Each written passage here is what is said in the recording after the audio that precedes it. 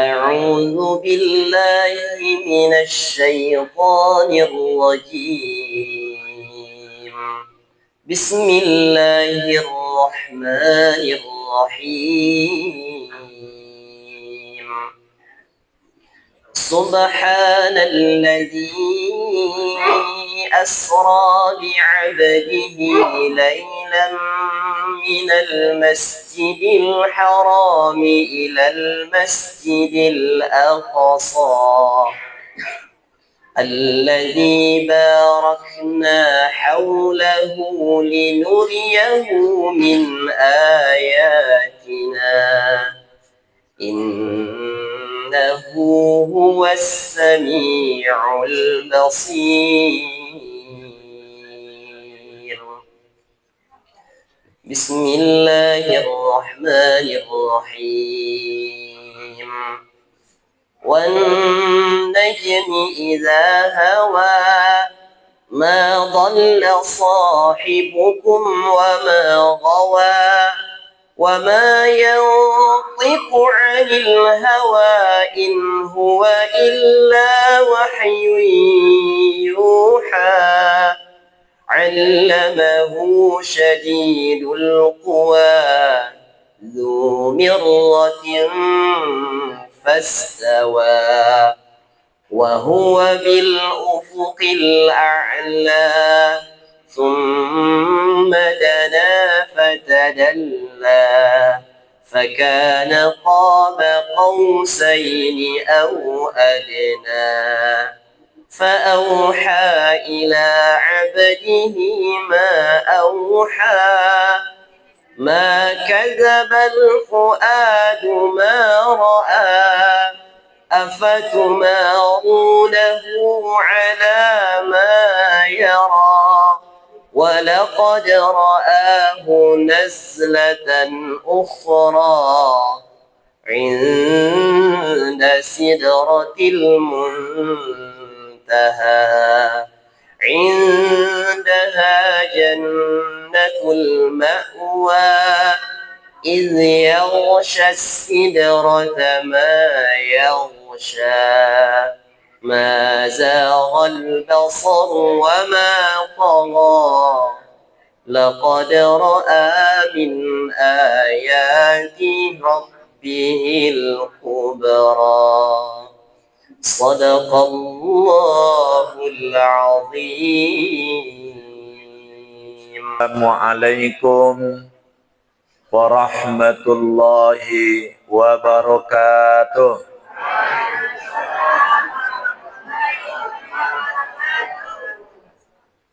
Alhamdulillah wa syukrulillah wassalatu wassalamu ala rasulillah allazi la nabiyya ba'dah.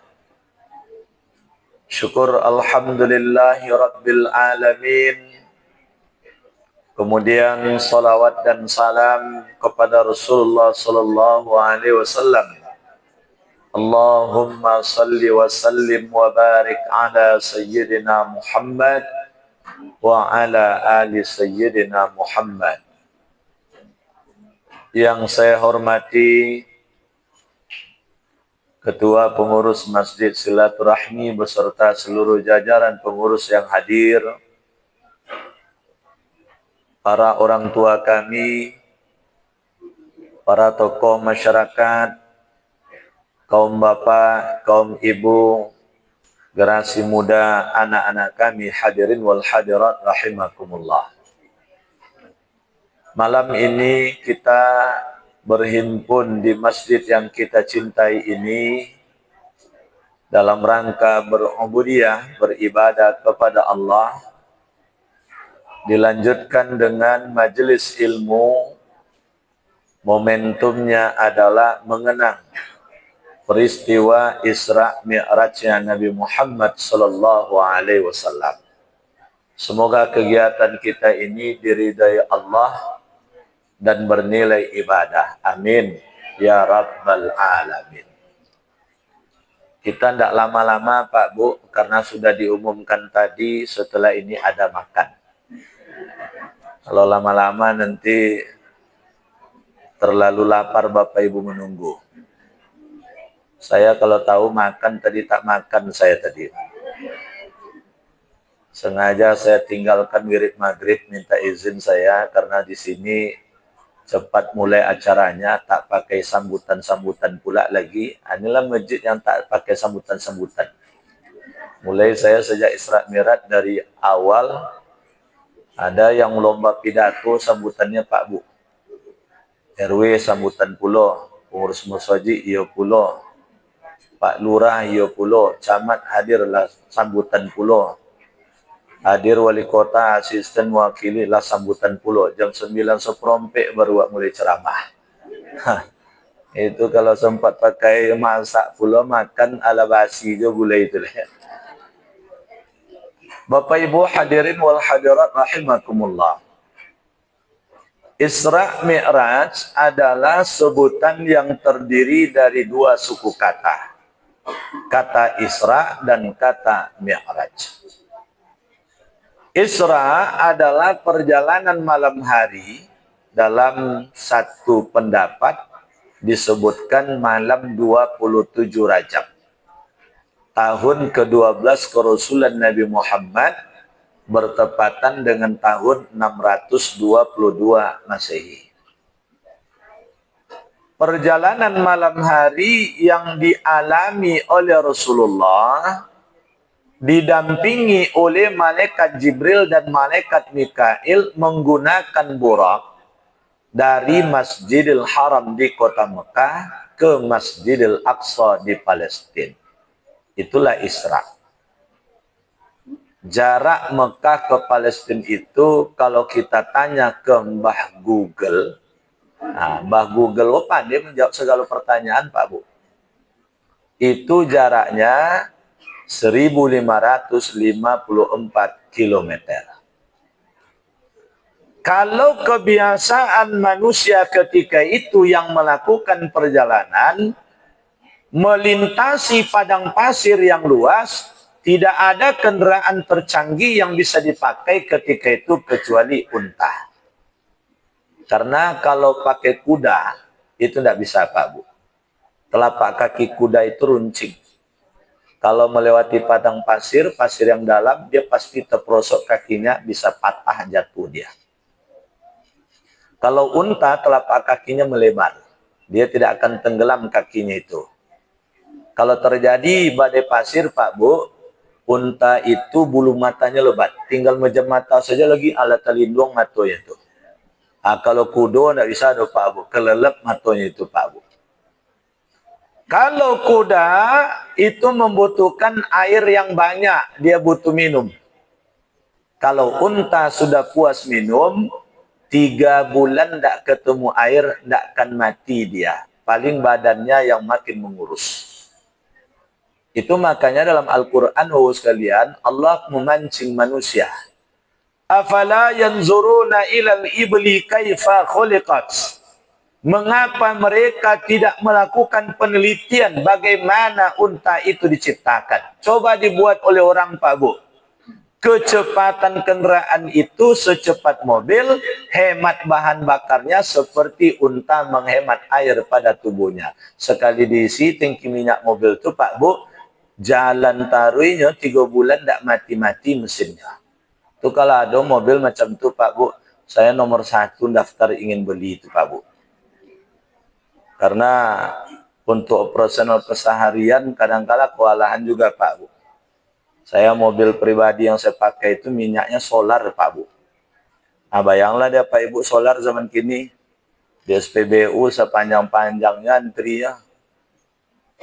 Nah, maka satu titik yang paling jadi favorit untuk dikunjungi supaya tidak terlalu panjang antri atau SPBU yang di Rumbai itu Pak Bu. Nah, yang jalan apa nama itu Pak Bu? Nah, Semilang nama itu yang sebelah kanan itu. Bapak Ibu hadirin wal hadirat rahimakumullah. Kalau pakai unta, kebiasaan ketika itu paling cepat 30 hari pergi, 30 hari pulang. Tetapi Rasul bukan dia yang melakukan perjalanan. Dia diperjalankan dan kendaraannya pun sudah disiapkan. Namanya burak. Berasal dari kata barkun. Barkun itu artinya kilat. Kecepatan kendaraan ini minimal secepat kilat. Berapa cepat kilat tersebut? Bapak Ibu kalau melihat kilatan petir, itu kecepatannya 1 detik menempuh jarak 300.000 kilometer. Jarak Mekah ke Palestina 1554 kilometer. Tidak sampai 1/1000 detik tuh Pak Bu. Lebih cepat dari ngedipkan mata. Tapi perjalanan Rasul itu menjadi lama Pak Bu. Karena memang dalam perjalanan tersebut dari Mekah ke Palestina saja, setidaknya Rasul itu diajak singgah oleh Malaikat Jibril di 4 tempat. Rasul singgah di Yasrib yang nanti setelah hijrah berubah nama menjadi Madinatul Munawwarah. Rasul singgah di tempat Nabi Syuaib menggembleng Nabi Musa selama 8 tahun. Sampai diperistrikan nanti dengan putrinya Nabi Syuaib yang bernama Siti Safur. Juga diajak singgah di Bukit Tursina, tempat Nabi Musa menerima wahyu langsung dari Allah. Dan begitu juga singgah di kota kelahiran Nabi Isa, namanya Baitul Laham. Oleh orang Inggris dipleset menjadi Bethlehem. Baitul Laham itu kan 2 suku kata Pak Bu. Kata bait, orang Inggris menyebutnya bed. Kata laham disebut oleh orang Inggris lehem. Digabungnya Pak Bu, Bethlehem kata orang Inggris. Kita belajar dari buku terjemahan Inggris. Setiap ditanya di mana lahir Nabi Isa, semua kita tetap menjawab Bethlehem. Tidak ada yang menjawab Baitul Laham. Kalau ada yang menjawab Baitul Laham, dia nggak salah tuh Pak Bu.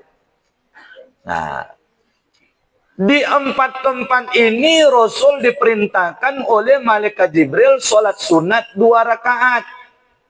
Itulah yang menyebabkan jadi lama Pak Bu. Ini sholat Nabi ini Pak Bu, bukan sholat umat Nabi zaman kini.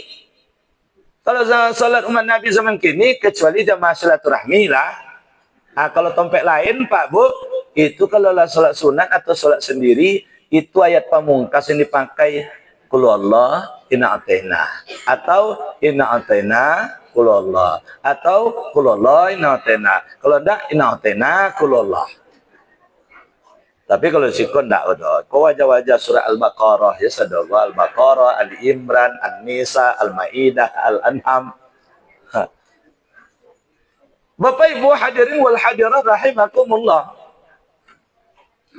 Di perjalanan tersebut juga Rasul banyak melihat perumpamaan-perumpamaan yang perumpamaan itu mengundang diskusi Rasul dengan Malaikat Jibril. Contoh, Rasul melihat satu negeri yang subur dan makmur. Begitu subur dan makmurnya negeri tersebut, begitu ditanam tanaman, itu langsung besar, langsung berbuah, buah siap untuk dipetik dan dimakan. Begitu dipetik, langsung berganti dengan buah baru pun siap untuk dipetik dan dimakan. Itu kok ada yang macam tu, ibu-ibu suka bonado. Tanam lado langsung godang nyebu. Aba buah masak langsung. Ibu petik aba ganti lo dengan lado baru masak pulo le. Ibu nak perlu pun yang memikirkan harga cabai. Nak mahal-mahal lah sorang. Tapi itu adalah perumpamaan. Perumpamaan apa? Itulah perumpamaan orang yang membelanjakan harta di jalan Allah. Ketika dia membelanjakan harta di jalan Allah, Allah akan ganti. Bahkan sampai Allah mengatakan, man jaa bil hasanati falahu asyrun amsalihha. Siapa yang datang dengan satu kebaikannya, satu sedekahnya, Allah ganti 10 kali lipat. Turun ayat ini Pak Bu, ini dalam kitab Tafsir Ibnu Katsir saya baca Pak Bu. Itu Nabi Muhammad berdoa agar kelipat gandaan gantinya itu dilebihkan dari 10 kali lipat. Maka dikabulkan oleh Allah dengan turun ayat Surat Al-Baqarah ayat 261. Masalul ladzina yunfiquna amwalahum fi sabilillah kamathali habatin ambatat sab'a sanabil fi kulli sumbulatin mi'atu habbah wallahu yudha'ifu liman yasha. Inti ayat tersebut adalah satu yang diinfakkan Allah ganti 700 kali lipat. Rasul berdoa lagi pada Allah agar kelipat gandaan ganti itu ditambah lebih dari 700 kali lipat. Maka Allah jawab dengan menurunkan surat Al-Baqarah ayat 245. Man dzalladzi yuqridullaha qardan hasana fayudha'ifahu lahu ad'afan katsira. Siapa yang memberi pinjaman pada Allah? Coba bayangkan Pak Bu, Bapak Ibu berzakat, berwakaf, berinfak atau bersedekah. Oleh Allah itu dianggap memberi pinjaman padanya. Dan Allah janjikan pada ayat tersebut, ketika Allah ganti, maka Allah ganti dengan ad'afan katsira, kelipat gandaan yang banyak tanpa batas. Itu makanya Rasul mengatakan Pak Bu, mana qasad sadaqatum mimmal. Tidak akan berkurang harta disebabkan karena sedekah. Karena itu ketika ada orang kaya ingin tetap jadi orang kaya, jujur bayar zakat. Karena Rasul mengatakan hasinu amwalakum bizzakah, bentengi harta kekayaanmu itu dengan zakat. Kalau ada orang kaya ingin lebih kaya lagi, tak cukup dengan zakat, harus ditambah wakaf, sedekah, infak. 3 istilah itu beda-beda makna tuh Pak Bu.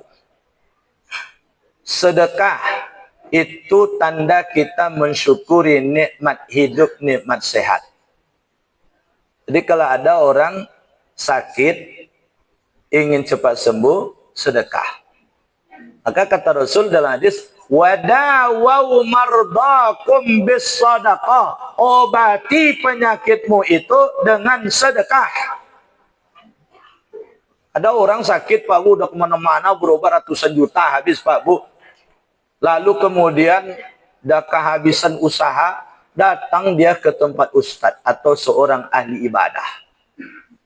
Minta tolong doakan agar sembuh dari sakitnya. Ada lama sakit dah tahan dia.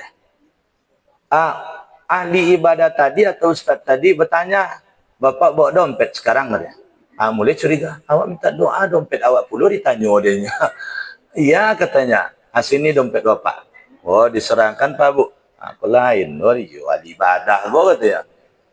Ditengoknya dompetnya itu dibuka di depannya, diambilnya isinya 1 juta rupanya. 900.000 diambilnya, 100.000 disisakannya. Dompet bapak saya kembalikan, isinya tinggal 100.000 untuk bekal pulang ke rumah. Sebelum kemudian kecurigaan muncul, dia katakan 900.000 ini bukan untuk saya.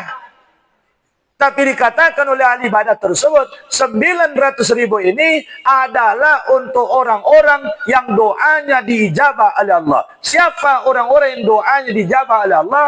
Anak yatim dan fakir miskin. Saya akan sedekahkan padanya. Saya ajak ngaji, baca Quran, lalu berzikir, berdoa untuk kesehatan Bapak. Semuanya saya sedekahkan ke situ.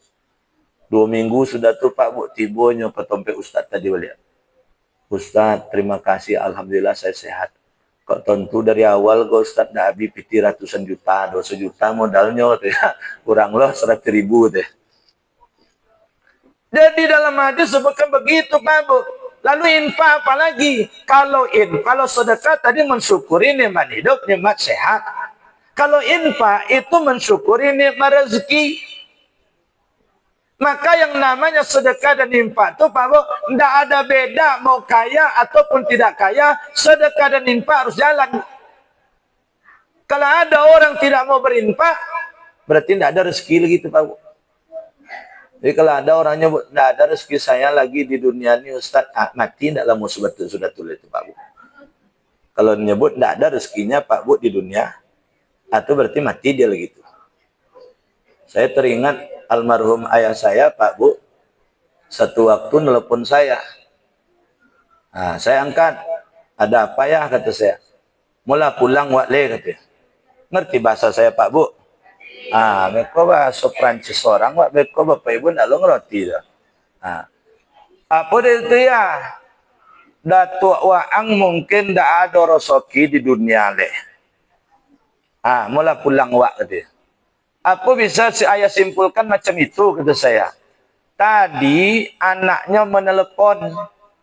Ayah saya dipanggilnya dengan panggilan angah, ngah, baliklah ngah. Kau ayah mungkin tak lama boleh. Kata ayah saya, tempelkan HP kalian itu di telinga mama. Dia paman oleh ayah saya, Pak Bu. Mamaknya tiba. Tempelkan HP kalian itu di telinga mama tuh.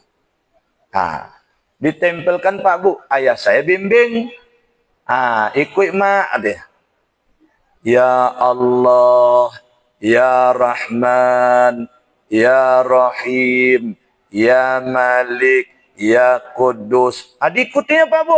Asmaul Husna itu dibimbing, diikutinya. Karena ayah saya Asmaul Husna itu hafal dia.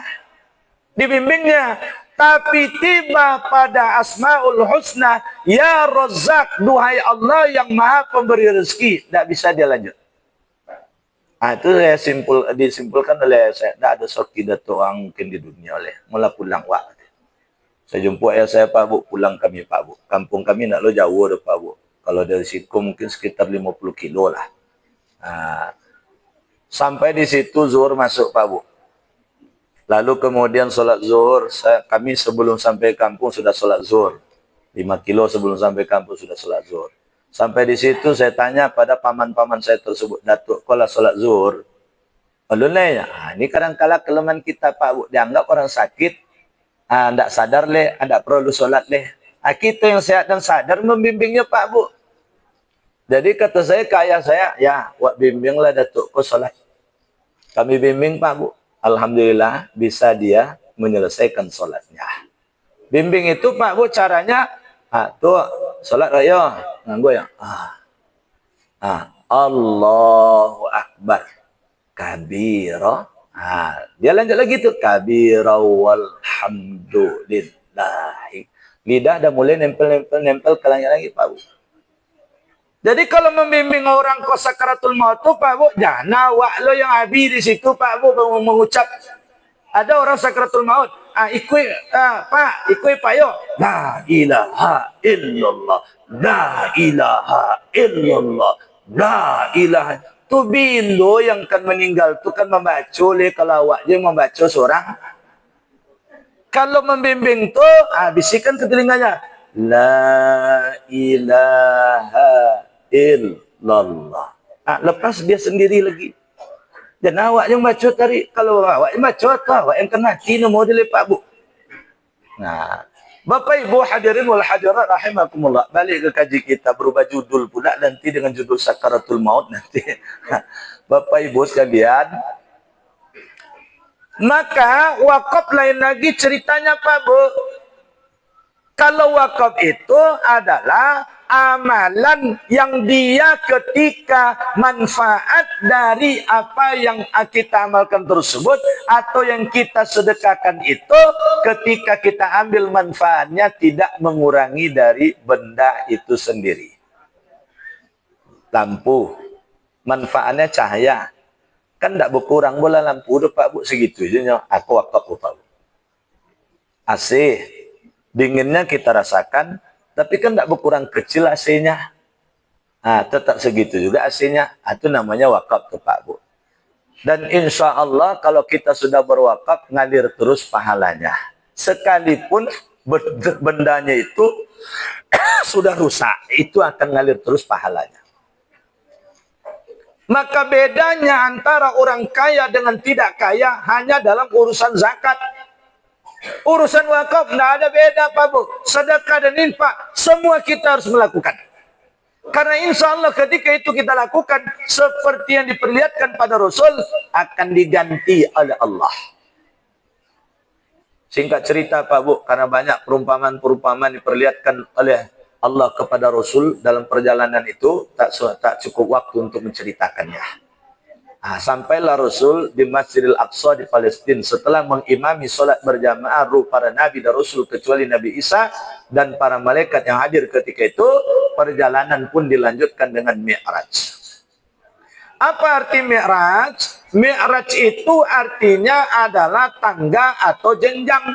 Jadi perjalanan itu mirip seperti naik tangga. Itu sebabnya tidak perlu lagi pakai burak. Tidak perlu lagi didampingi malaikat Mikail. Rasul hanya didampingi oleh malaikat Jibril. Naik langit pertama jumpa dengan Nabi Adam. Langit kedua jumpa dengan Nabi Yahya dan Isa. Langit ketiga jumpa dengan Nabi Yusuf. Langit keempat jumpa dengan Nabi Idris. Langit lima jumpa dengan Nabi Harun. Langit enam jumpa dengan Nabi Musa. Langit tujuh jumpa dengan Nabi Ibrahim. Ini banyak pula cerita di sini. Nabi Ibrahim membawa Nabi Muhammad ke Baitul Ma'mur, pusat kegiatan ibadah para malaikat. Setelah itu dilanjutkan ke Sidratul Muntaha. Indaha Jannatul Ma'wa. Di sisi Sidratul Muntaha itu ada surga, tempat yang penuh dengan kenikmatan. Masuk Rasul itu ke dalam surga, Pak Bu. Coba yang deh Bapak Ibu, lah masuk ke dalam surga Nabi itu, Pak Bu, omonya keluar. Kalau Bapak Ibu diperjalankan dalam perjalanan Isra Mi'raj, lah masuk ke dalam surga, Pak Bu, Leo mau Pak Ibu keluar dari surga itu leh.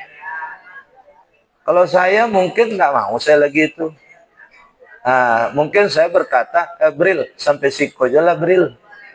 Maksudnya ke malaikat Jibril sampai siku aja lah.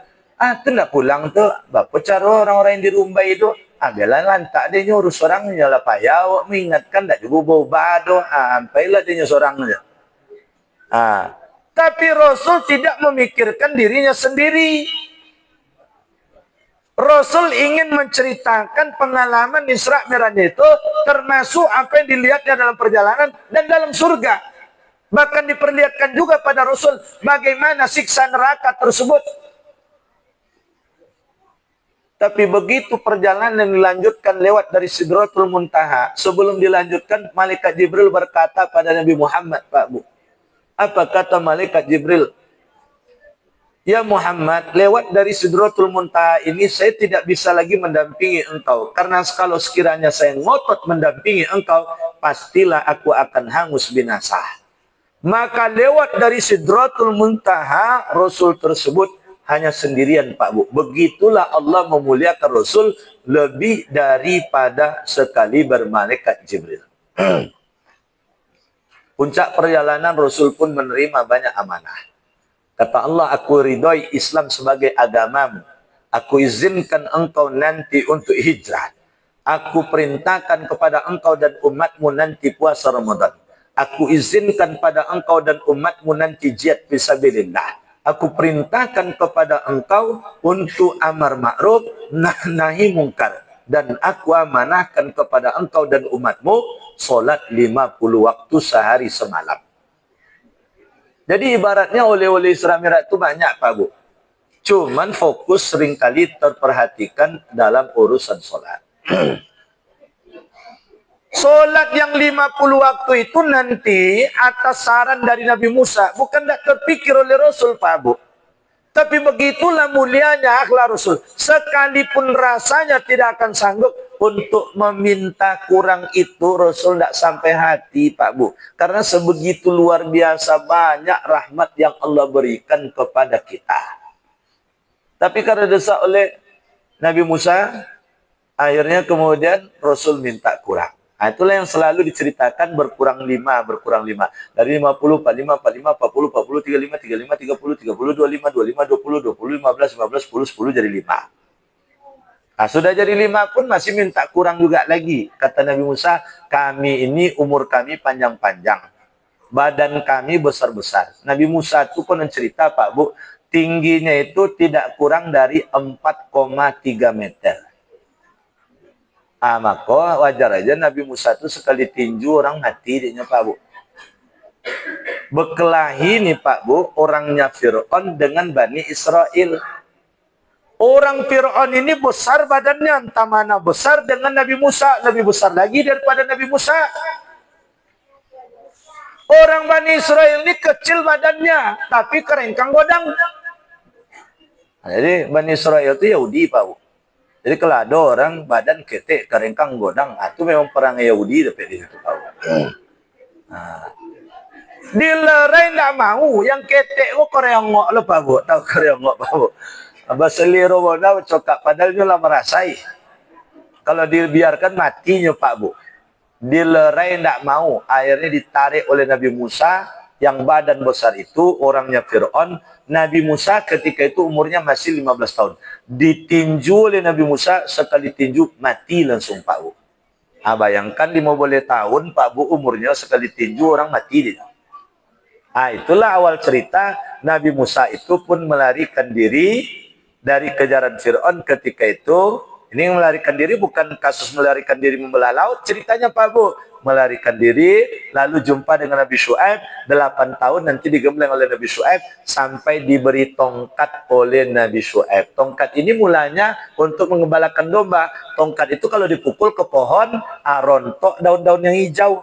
Bukan daun-daun yang masak, daun-daun yang hijau rontok. Dimakan oleh ternak dombanya. Bapak Ibu hadirin wal hadirat rahimakumullah. Sebelum subuh 27 Rajab Rasul pun sudah sampai di Mekah. Pagi 27 Rajab Rasul kumpulkan masyarakat Mekah, lalu Rasul umumkan bahwa dia baru saja diperjalankan dalam perjalanan Isra Mi'raj. Maka Abu Jahal, Abu Lahab, Abu Sufyan, grup abu-abu Pak Bu. Kecuali Abu Bakar. Kalau Abu, kalau banyak Pak Bu, grup abu-abu namanya. Kalau abu-abu nak jadi Pak Bu. Kalau sieknya abunya Abu Bakar, As-Siddiq gelarnya. Kalau Abu Talib masuk grup abu-abu sebetulnya itu. Cuman perangainya membela Rasul, tapi dia tak beragama Islam. Kata Abu Lahab, "Alihaza jama'tana ya Muhammad." Apakah untuk ini engkau kumpulkan kami ya Muhammad? Tabban laka ya Muhammad. Celakalah engkau ya Muhammad.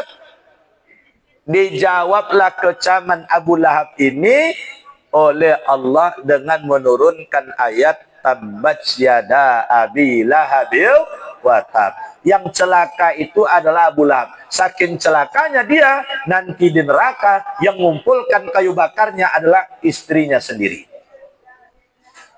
Jadi Abu Lahab dan kawan-kawannya orang kafir Mekah itu Pak Bu, tidak bisa membedakan mana yang mustahil menurut kebiasaan, mana yang mustahil menurut akal. Isra Mi'raj bukan mustahil menurut akal, tapi menurut kebiasaan ketika itu mustahil. Karena tadi disebutkan orang kalau melakukan perjalanan jauh itu lewat darat, tidak ada yang tidak memakai unta. Unta cuma bisa dipakai. Ini sampai pula Mi'rajnya ke atas. Cuman kalau disimak ayat yang Ustadz bacakan tadi, itu kan surah Al-Isra ayat 1 cerita tentang Isra. Surah An-Najm ayat 1 sampai ayat 18 itu cerita tentang Mi'raj. Dalam ayat 1 surat Bani Israel atau surah Al-Isra itu disebutkan oleh Allah, Subhanallazi asra. Maha suci Allah yang telah memperjalankan. Allah yang memperjalankan. Siapa yang diperjalankan? Bi abdihi. Yang diperjalankan itu adalah abdun. Menarik ini kalau dikupas tafsir Pak Bu. Kenapa tidak disebutkan di situ Subhanallazi asra bi rasulihi atau bi nabiyihi? Bukankah julukan Rasul atau Nabi tersebut adalah julukan yang bagus? Kenapa tidak langsung disebut Subhanallazi asra bi Muhammad? Ternyata Pak Bu, julukan abdun itu kalau sebutan orangnya abid namanya. Itu ahli ibadah Pak Bu, terjemahan letterletnya. Itu dalam kasus-kasus tertentu yang sangat mulia Allah muliakan, itu Allah tak sebut nama, Allah tak sebut gelar Nabi atau gelar Rasulnya, tapi Allah sebut gelar abdun. Contoh Pak Bu, wa in kuntum fi raibim mimma nazzalna ala abdina. Jika kalian ragu tentang kebenaran dari apa yang telah kami turunkan, yaitu Al-Quran, kepada hamba kami. Tidak disebut kepada Muhammad, tidak disebut kepada Rasul kami, tidak disebut kepada Nabi kami, tapi disebut kepada hamba kami. Makanya dalam hadits qudsi itu disebutkan ketika malaikat Jibril diperintahkan oleh Allah tanya kepada Muhammad itu, mau jadi Rasul sekaligus raja atau mau jadi Rasul sekaligus abdun, hamba Allah? Maka dijawab oleh Nabi, Nabi tidak memilih jadi Rasul sekaligus Raja. Tidak. Tapi Nabi memilih jadi Rasul sekaligus sebagai hamba Allah. Tiba zaman kini hamba Allah kan dimain-mainkan orang. Ya Pak Bu. Kok 1 juta infaknya bersawit nama. Tapi kalau 10.000 hamba Allah aja. Nah. Ada aja yang godang Pak Bu. Hamba Allah dia nunjuklah salah seorang bapak-bapak duduk misalnya di sebelah kanan. Lalu kemudian, hamba Allah 5 juta katanya. Orang sekeliling bilang, kau yang namanya hamba Allah. Kau Pak Fulan rupo katanya. Itu tak perlu. Sebut-sebut nama hamba Allah. Sebutlah nama langsung tu. Dah tahun tu jadi orangnya hamba Allahnya. Sudahlah nyebut hamba Allah. Hamba Allah, hamba Allah, hamba Allah, hamba Allah, hamba Allah katanya. Orang lah tahun tu ini hamba Allah ya. Nama hamba Allah tu siapa lah tahun tu dia orang. Kalau kan nyebut hamba Allah tu Pak Bu, besar tapi jangan sampai tahu oleh orang. Biarlah kita dengan Allah saja yang tahu. Atau kemudian yang menerima uang tadi saja yang tahu. Tapi kalau kan unjuklah, gikolah hamba Allah ya. Hamba Allah, hamba Allah, hamba Allah, hamba Allah, hamba Allah. Hamba Allah lah bocor itu rahasia hamba Allah ya. Bapak Ibu hadirin wal hadirat rahimakumullah. Jadi ketika Allah mengatakan bi'abdihi itu berarti hamba Allah yang secara jasmani dan rohani lengkap di situ. Maka ini sekaligus membantah ada pendapat yang mengatakan Rasul itu Isra Mi'rajnya rohaninya saja, jasmani tidak. Itu salah besar. Bapak Ibu hadirin wal hadirat rahimakumullah. Sekarang kita ambil hikmahnya Pak Bu.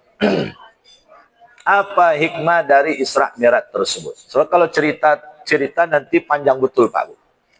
Saya pengajian cerita tentang Isra Mi'raj sejarah ini Pak Bu, itu 4 kali pertemuan baru selesai cerita Isra Mi'raj. Nah, maka ceritanya itu saya tidak ceritakan semuanya. Bapak Ibu hadirin wal hadirat rahimakumullah. Lalu apa nilai yang patut kita ambil sebagai iktibar pelajaran berharga dari perjalanan Isra Mi'raj tersebut? Yang pertama Pak Bu, bahwa Isra Mi'raj itu adalah hadiah yang luar biasa mulia dan besar hanya diperuntukkan untuk Nabi Muhammad. Karena apa? Itu yang saya sebutkan tadi. Karena Nabi Muhammad itu telah sempurna menjadi hamba Allah. Untuk menjadi hamba Allah yang baik dan sempurna itu, Bapak Ibu sekalian, minimal 3 bekalnya. Yang pertama, sabar. Yang kedua, taat. Yang ketiga adalah ikhlas. Nah, coba kita lihat Nabi Pau. Tidak ada lagi orang yang lebih sabar daripada Nabi Pau. Bapak Ibu bayangkan, Nabi Muhammad ketika dia berusia 15 tahun, dia sudah menjadi pedagang internasional. 25 tahun Nabi itu sudah kaya. Apa tanda kaya Nabi itu Pak Bu? Ketika dia menikah dengan Khadijah, dia beri mahar untuk Khadijah 20 ekor unta. Saya sudah tanya di Mekah Pak Bu, satu waktu saya tanya iseng kepada orang Mekah. Unta yang paling murah, bukan unta untuk sembelian Pak Bu. Unta yang digunakan dalam keseharian. Paling murah berapa harganya? Katanya adalah 70 juta. Nah sekarang 70 juta Bu Pak, 70 juta kali 20 ekor. Berapa duit itu Pak Bu? Hah? 1,4 miliar. Kira-kira ibu yang hadir malam ini ada enggak ketika nikah maharnya 1,4 miliar Bu? Seperangkat alat sholat tunai. Nah, tu elok ibu-ibu awak Bapak. Seperangkat alat sholat tunainya modal awak, temo je awak jadi lelaki dia. Termasuk saya gitu. Kalau orang Arab Pak Budi Cemee kita itu, saya pernah satu waktu duduk di lobi hotel di Madinah itu nunggu jamaah umroh saya pulang dari masjid sambil melihat kondisi sehat aman enggak jamaah. Begitu pulang rombongan ibu-ibu, ada petugas hotel itu udah bisa pula dia bahasa Indonesia, datang ibu-ibu Indonesia, apa katanya? seperangkat alat sholat tunai, katanya. Kenapa begitu? Kalau wanita Arab, Pak Bu, kalau dilamar itu minimal maharnya 50.000 rial. Kali 4.600, Pak Bu, 1 rial. Berapa biti itu, Pak Bu? Hah? 50.000 rial kali 4.000 saja 200 juta, Pak Bu. 200 juta tuh, Pak Bu. Mahar baru tuh. Belum berolehnya lain sebagainya. Atau makanya kalau ada orang Arab ulun kayu oleh Pak Bu, atau bebininya, atau biasanya orang Indonesia bini itu seperangkat alat sholat tunai. Memang betul tuh, Pak Bu. Saya ditanya oleh pedagang tuh, kam zaujatuk. Nah, istri saya kalau ini pertanyaannya ngerti dia itu. Kam zaujatuk, berapa istri Anda? Abang istri, toh apa ditanya oleh Pak Jago mah dia. Dijawab istri saya, wahid katanya, 1 dia. Wah, aku ditanya oleh Pak Jago mah dia. Dipeluknya saya oleh pedagang Arab tuh, Pak Bu, dibisikkan ke telinga saya, anta bakhil katanya. Anda pelit katanya. Dapat sebab kalau di Arab tuh, Pak Bu, kalau ada orang kayu, Pak Bu, bini cik tuh pilih orang tuh. Saya dianggapnya kaya mungkin karena masih muda berangkat umroh. Nah, padahal berangkat umroh gratis, Pak Bu. Ya namanya pembimbing ibadah, tentu gratis. Cuma istri saya bayar itu. Nah, disebutnya, Pak Bu, istri saya yang pertama orang Bandung katanya, Indonesia, seperangkat alat sholat tunai itu, Pak Bu. Istri yang kedua adalah orang Sri Lanka, mirip itu, seperangkat alat sholat tunai. Istri ketiga adalah orang Malaysia. Ala kayunya baru istri kompeknya orang Arab. Bapak jangan salah kaji lo nak Pak. Beko ikut lo disimak beko. Mentang-mentang lah kayu beko dong. Kaji Ustaz tadi tu sekali itu yang paling hebat kaji Ustaz. Kalau ada orang kayu bini cik pilih itunya. Rasa-rasa ala kayu gonyo tanya tu salah pakai kaji tu Pak Bu. Bapak Ibu hadirin wal hadirat rahimakumullah. Maka Rasul tersebut, Pak Bu, dia ketika 25 tahun sudah jadi orang kaya. Ketika usia 40 tahun sebelum dia mengumumkan dia menjadi Nabi dan Rasul, dialah orang terkaya dari seluruh orang kaya yang ada di kota Mekah. Tidak ada keputusan yang diambil di Mekah tersebut kalau tidak seizin Rasulullah. Kalau sudah senyaman itu posisi, Pak Bu, siapa yang berani ngambil resiko mengumumkan diri jadi Nabi dan Rasul? Tapi itulah yang ditempuh oleh Rasulullah. Diangkat dia menjadi Nabi dan Rasul, dia umumkan bahwa dia sudah diangkat menjadi Nabi dan Rasul. Berubah langsung orang-orang Mekah itu sikapnya pada Rasul. Diboikot dagang Rasul. Bahkan Rasul tersebut, Bapak sekalian, tidak aman lagi di Mekah. Sahabat-sahabat yang dirasakan oleh Rasul khawatir keimanan itu akan berubah. Rasul perintah tahun ke-5 kerasulan Nabi Muhammad untuk hijrah ke negeri Habsyah. Itu tidak cukup sampai di situ, dikejar juga Pak Bu sampai ke negeri Habsyah itu, didatangi penguasa Raja Habsyah itu oleh utusan orang kafir Mekah. Sampaikanlah kepada raja tersebut provokasi. Ini bahaya ini pengikut Muhammad nih, kalau sempat banyak nanti dikuasai kerajaanmu, tumbang kamu nanti katanya. Lalu kemudian raja tersebut karena difitnah terus, dia panggil itu salah seorang dari yang mimpin perjalanan tersebut. Ditanya, Muhammad itu ngajar apa kalian? Ngajar apa ke kalian? Disebutnya Nabi Muhammad itu ngajarkan peduli pada anak yatim, peduli pada janda-janda tua, meninggalkan judi, tidak boleh berzina, dalam keseharian agar kemudian berbagi dengan sesama, tidak boleh nyembah patung. Di hadapan utusan orang kafir Mekah itu, menurut akal sehat kalian ada yang salah enggak ini? Kan enggak ada yang salah katanya. Kenapa kalian memusuhinya? Amanlah sahabat di sini Pak Bu. Tapi yang di Mekah Rasulullah Pak Bu tidak aman. Sampai tahun ke-6 kerasulan Nabi Muhammad, 2 tahun lamanya Bapak sekalian diboikot. Ada yang mengatakan sampai 2,5 tahun Pak Bu diboikot Rasul, di apa Bapak sekalian, di boikot Rasul itu tidak masuk ke, tidak boleh masuk kota Mekah, diboikot di luar Mekah, tidak boleh ngirim makanan, tidak boleh berbicara, tidak boleh menikahkan keluarga mereka dengan pengikutnya Rasulullah. Dan yang paling dasarnya lagi Pak Bu, tidak boleh melakukan transaksi dagang. Duit ada ibaratnya Pak Bu, tapi yang akan dibeli itu tidak ada. Kalau kita dengar jeritan tangisan saudara-saudara kita yang ada di Aceh Pak Bu, awal-awal kejadian bencana kemarin, dia katakan, duit ada, tapi nak beli air ini, air tidak ada. Sampai 2-3 hari tidak minum. Minum apa ada saja yang ada di alam. Tidak peduli lagi mau kotor atau tidak kotor, yang penting minum. Mudah-mudahan kita tidak pernah mengalami macam itu. Duit ada, yang akan dibeli itu tidak ada. Tidak mau orang jual ke kita. Itulah yang menyebabkan pada akhirnya nanti Khadijah itu sakit parah, lalu kemudian meninggal dunia. Ketika Khadijah meninggal Pak Bu, itu pakaian yang dipakai oleh Khadijah tidak kurang dari 83 tambalan. Saking tidak ada lagi harta.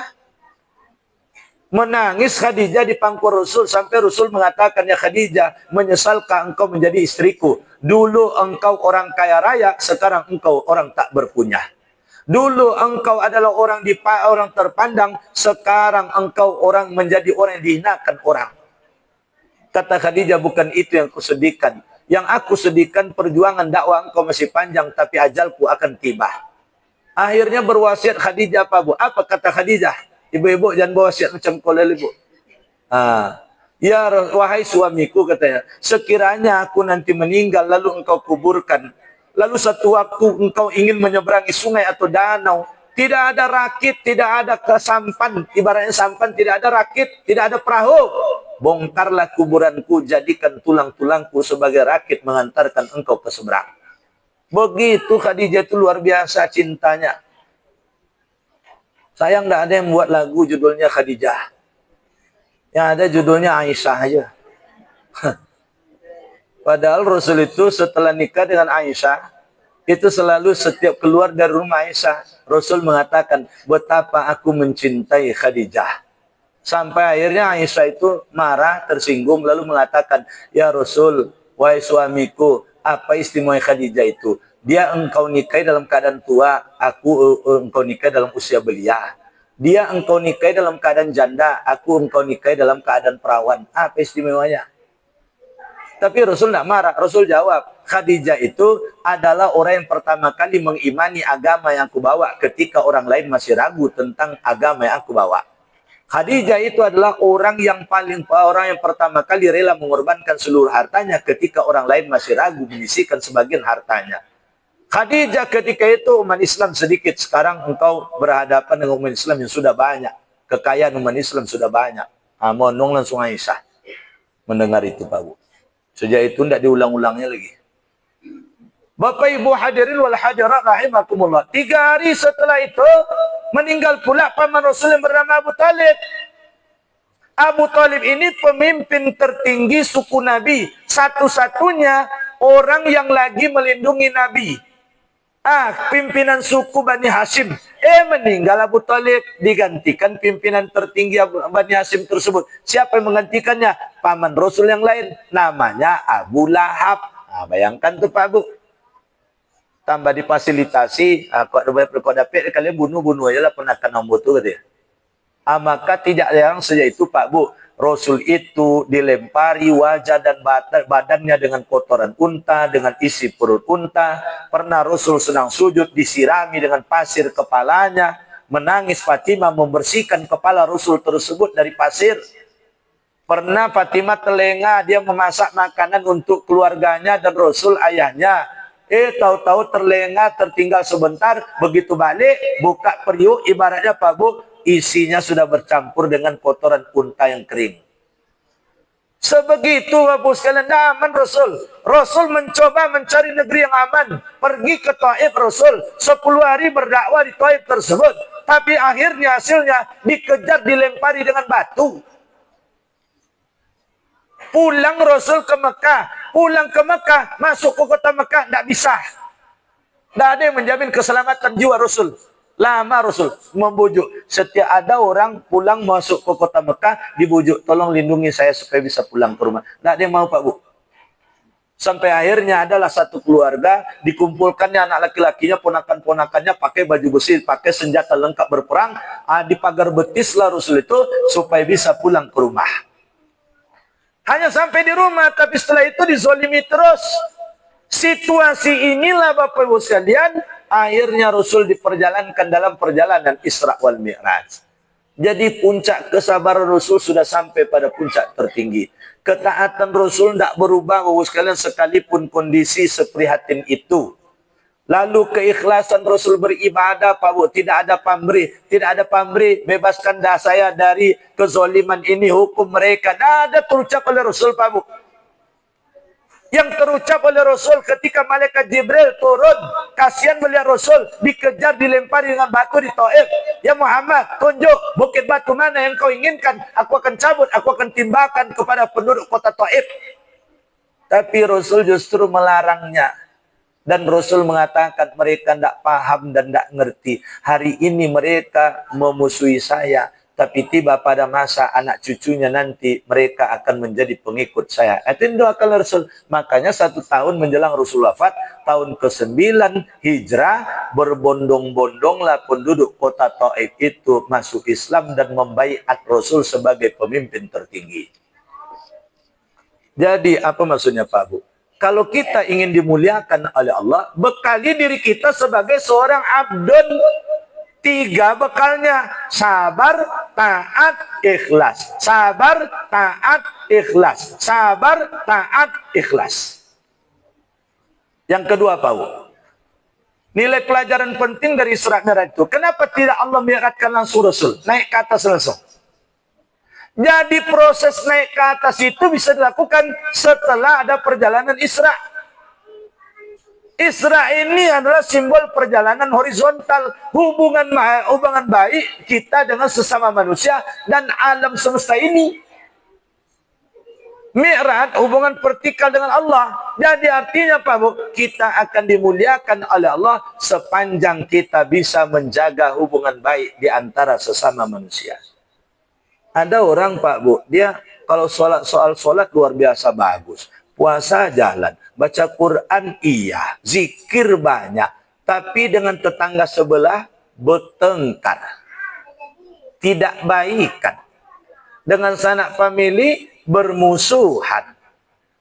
Kata Allah dalam ayat, duribat alaihimuz zillah aina masukifu illa bihablim minallah wa hablim minan nas. Ditimpa kehinaan dan kebinasan terhadap mereka dimanapun mereka berada, kecuali yang tidak akan ditimpa kehinaan dan kebinasan itu bihablim minallah wa hablim minan nas. Orang yang menjalin hubungan baik dengan Allah dan orang yang menjalin hubungan baik di antara sesama manusia. Maka jaga hubungan baik Pak Bu. Untuk menjaga hubungan baik itu Pak Bu, butuh kesabaran, butuh baik sangka, butuh lapang hati, butuh anggaran. Sisihkan sebagai rezeki kita itu untuk silaturahim. Iko bakawan ber-10 orang, kawan 9 orang lah mentraktir, tiba giliran inyo panjang jakal. Ini ibaratnya Pak tempat lain nih, ini geng iktikaf setelah subuh. Wah, sampai suruk. Begitu selesai sholat sunnah israq, apa sarapan gua Bapak Bu 10 orang kok. Si A lah mentraktir, si B lah mentraktir, si C lah, si D, si E, si F, si G. Apa lagi Pak Bu? Si H, si I. Tinggal si J le Pak Bu. Tiba giliran si J Pak Bu. Hari itu menghilang aja. Menghilang aja Pak Bu. Sekali dibawa aja ada orang. Aisyah sampai lah 3 kali putaran Pak Bu ndak jole. Apa kata yang 9 tadi? Jangan bawa je nyole jadi bawa awak je nyonya kata. Bapak Ibu sekalian, Ustaz, saya ingin sebetulnya Ustaz, tapi uang saya ndak ada. Ya kalau uang ndak ada, cara yang lain. Mungkin dalam bentuk moralitas, suka membantu dan lain sebagainya. Ibaratnya seperti sekarang misalnya, Kalau Jombang misalnya kan membuat nasi, tidak bisa dong. Tapi bekerojo untuk menyiapkan nasi yang akan dimakan. Itu luar biasa. Pas tuh. Cuma di tempat lain kadangkala ada puluhnya rajin Pak Bu. Tapi bungkunya 10 lah dibawa pulang dia. Risiko tak ada dah.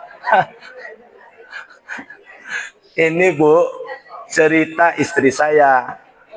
Istri saya kan sering saya bawa pergi ceramah. Kuliah subuh itu rata-rata istri saya pergi. Karena sekalian ke kantor biasanya, kalau hari kantor. Jadi sekali itu selesai kuliah subuh, bang katanya, gawat puluh ibu-ibu siko katanya. Apa gawatnya? Ada ibu-ibu Columbus katanya. Kelompok pembungkus.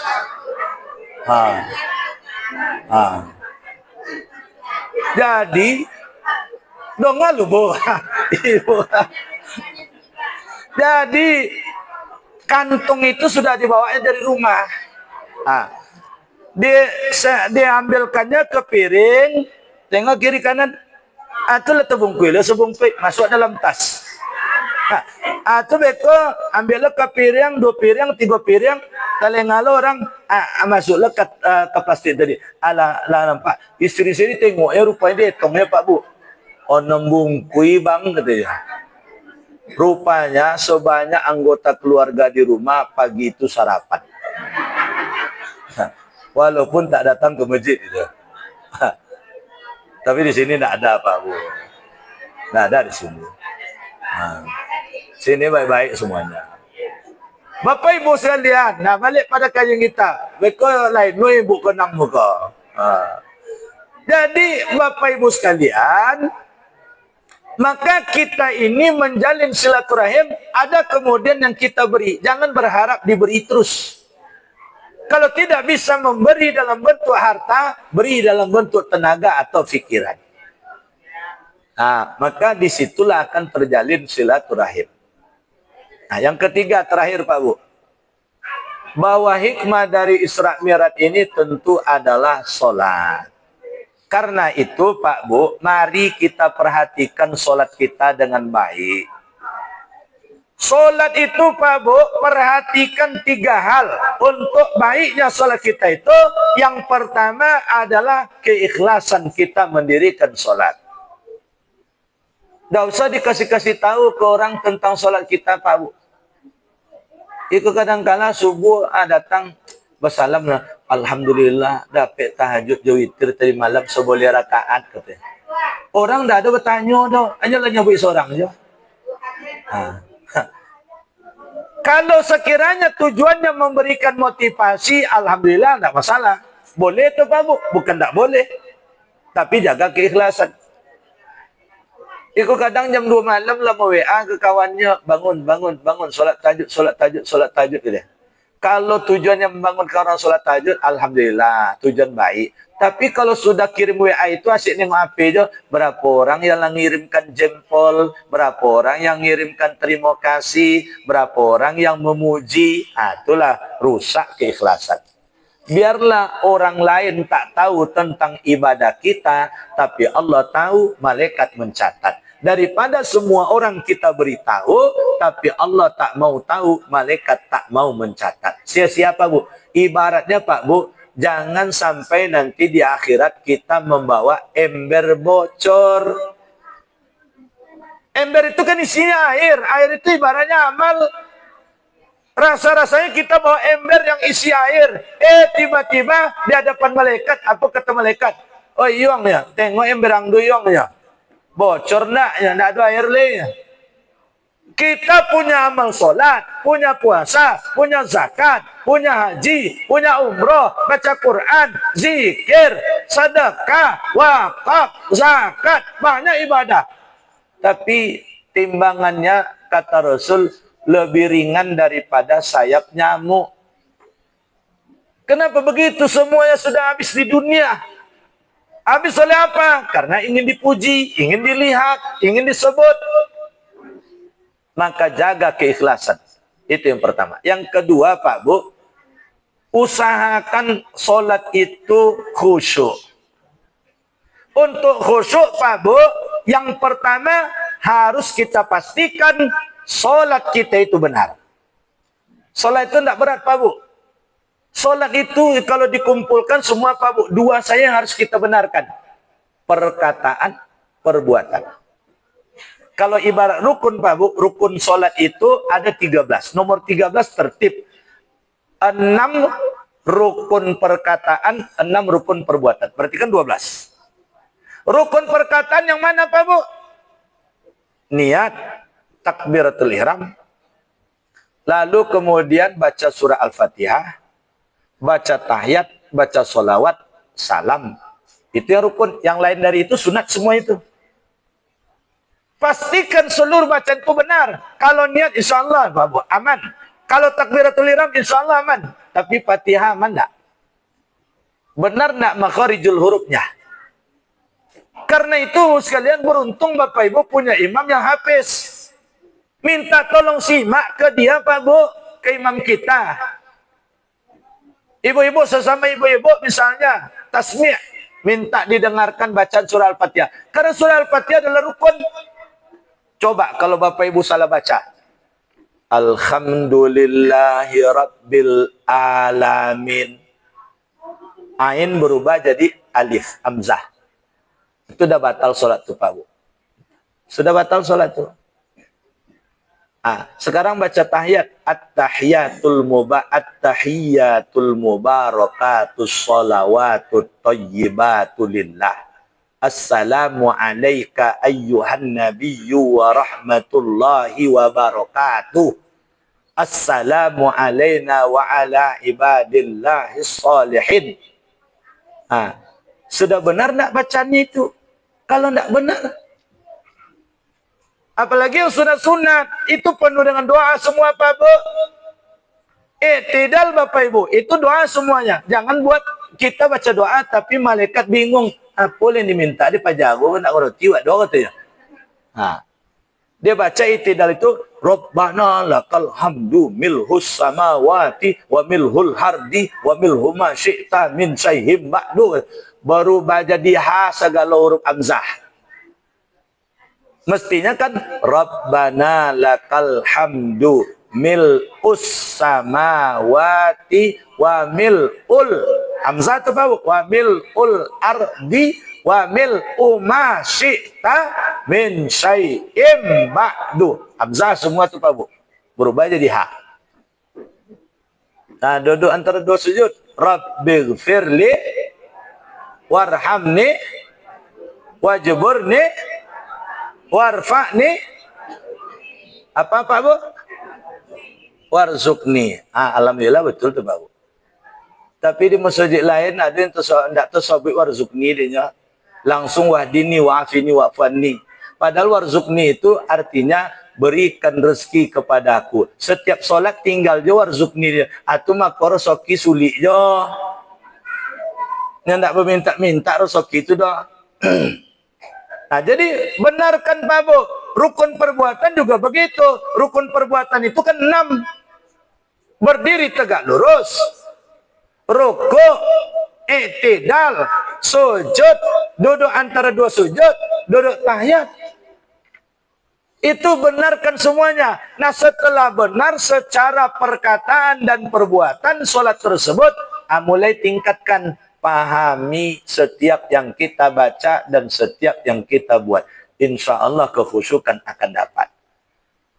Malah kata Imam Syafi'i disebutkan olehnya untuk mewujudkan kekhusyukan itu latihlah dengan memperbanyak solat sunat. Makin banyak kita solat sunat, makin nikmat solat tersebut. Di situ akan datang sendiri kekhusyukan tersebut.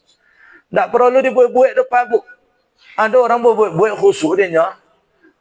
Allah wa akbar. Alunnya khusyuk ulang dia je. Allah wa akbar. Orang nak walat dolin dia si Allah akbar sampai 3 kali Pak Bu. Yang wajib khusyuk tu Pak Bu memulai solat. Kalau memulai solat tidak khusyuk berarti batal. Kalau sudah mulai sholat Pak Bu, ternyata terganggu kehusukan kita, itu tidak batal. Cepat saja balikkan kehusukan kita, selesaikan sholat. Ya kadang-kala borek lo Pak Bu, sedang sholat itu pun tak konang apa yang tak lupa. Ibu-ibu nyimpan pitin tadi mana, tompe simpannya terlalu banyak, tompe simpannya tak lupa. Mulai ya takbiratul ihram tuh baca Fatihah. Ayo ya di dalam sarung bantal kata, ada dalam sarung bantal. Nyuruh duit. Jadi ada orang Pak Bu, sepanjang sholat tuh selesai rumah dia. Selesai rumah dia Pak Bu. Dia sedang membangun rumah masalahnya. Allahu Akbar. Kalau lapang rezeki kau pendasi dalam sebulan kau selesai kau ya. Baca Fatihah le Pak Bu. Sudah pondasi naiklah tiang-tiang boleh.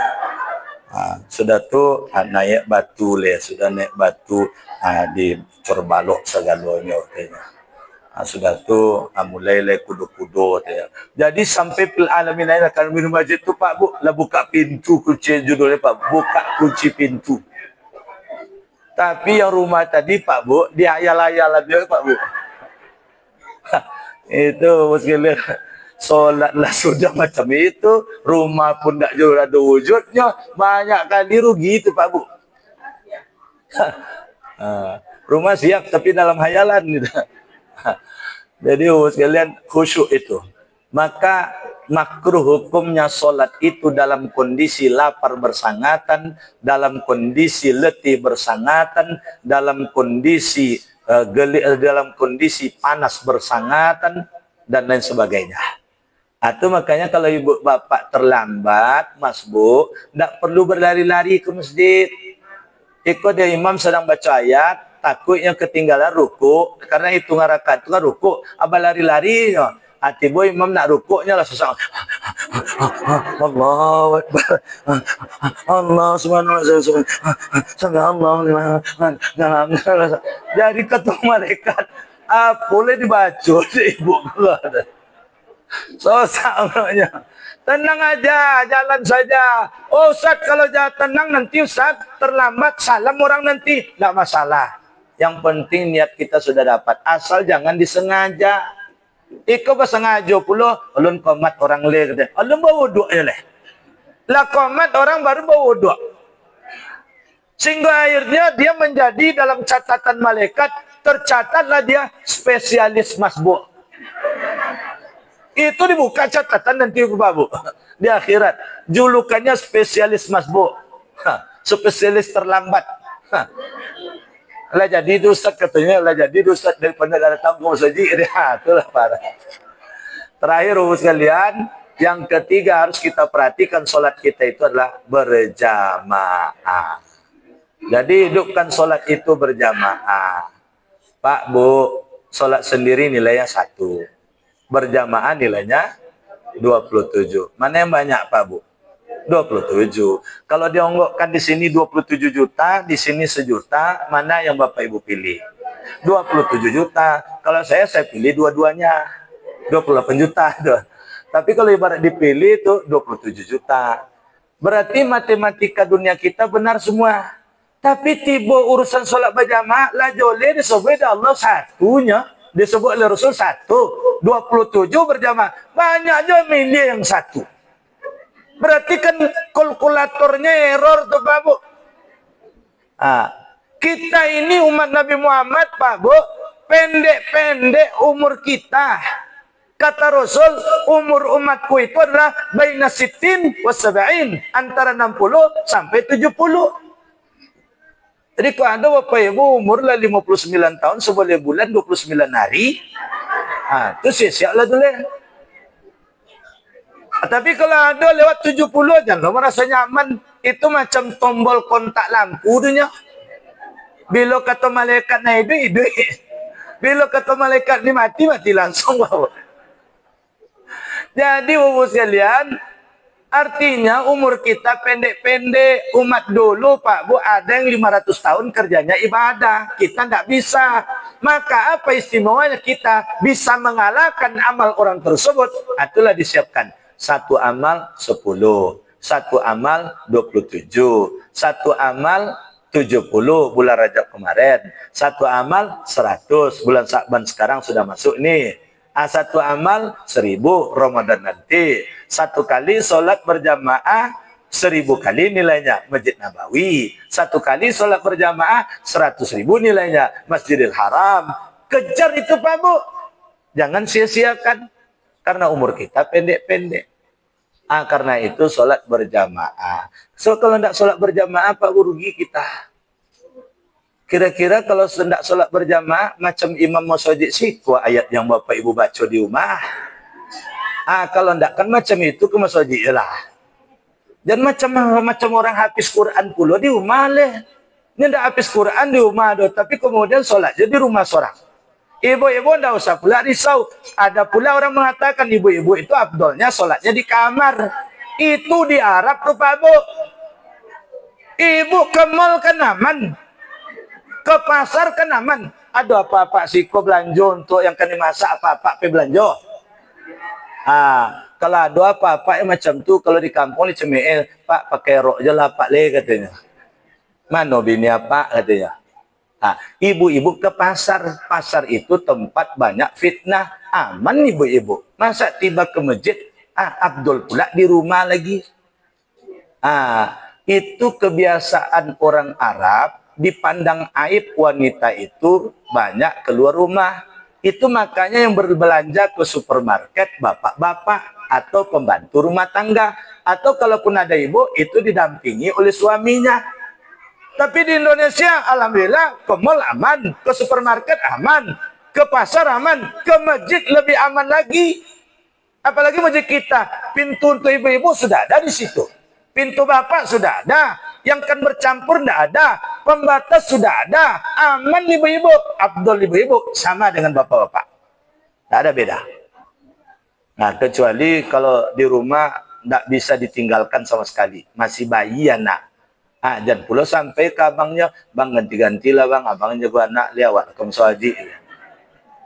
Kalau ada apa-apa asik di rumah ya sholat tadi ganti statusnya dari muslim menjadi muslimah.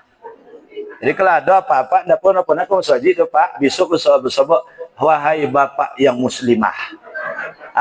Jangan sebut bapak yang muslim, bapak yang muslimah. Mudah-mudahan kajian ini Pak Bu dapat mengingatkan kita semua dan kita semua. Semoga pertemuan kita ini pertemuan yang diridhai oleh Allah Subhanahu wa taala, dan semoga ke depan salat kita semakin baik dari waktu ke waktu dengan keikhlasan yang baik, kekhusyukan yang bermutu, dan senantiasa dihidupkan berjamaah. Terima kasih atas segala perhatian. Mohon maaf atas khilaf dan salah. Kita tutup dengan doa kafaratul majlis. Subhanakallahumma bihamdika asyhadu an la ilaha illa anta astaghfiruka wa atubu ilaik. Assalamualaikum warahmatullahi wabarakatuh.